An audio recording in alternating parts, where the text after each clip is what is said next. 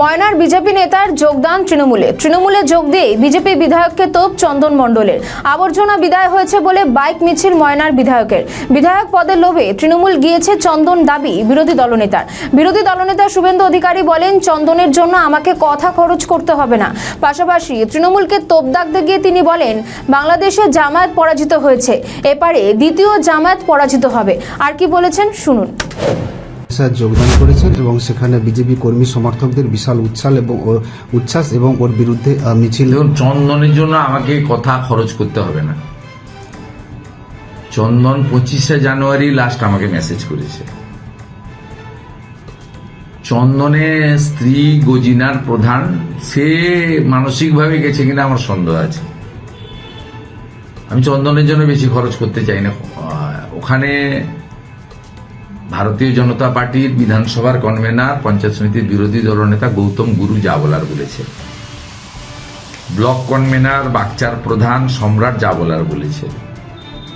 আজকে বিরাট মিছিলে নেতৃত্ব দিয়েছেন গজিনার উপপ্রধান সৌমেন বেরা, তিনি সহ বিজেপির সব পঞ্চায়েতরা, তারা যা বলার বলেছে।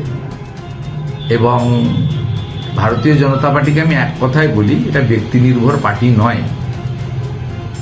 ভারতীয় জনতা পার্টি যারা করেন তারা একটি লক্ষ্য এবং আদর্শ নিয়ে কাজ করেন।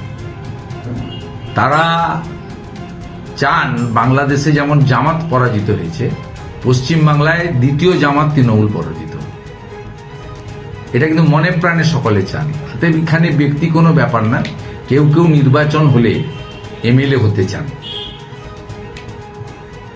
ওনাকে হয়তো এমএলএ করার, আমি যা শুনেছি, পুলিশ এবং আইপ্যাক ওনাকে এমএলএ টিকিটের প্রতিশ্রুতি দিয়েছেন। আবার এও শুনেছি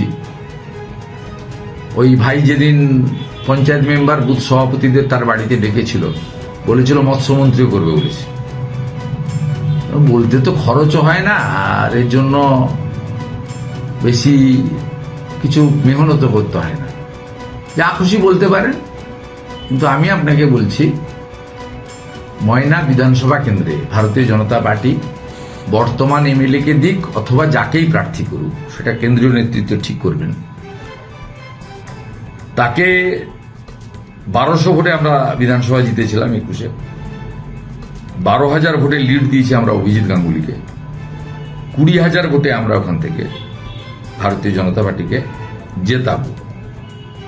আপনি আমার নাম করে লিখে রেখে দেবেন, কাউন্টিং এর দিন সন্ধ্যাবেলা আমার বলা এই রেকর্ডটা আরেকবার দেখবেন।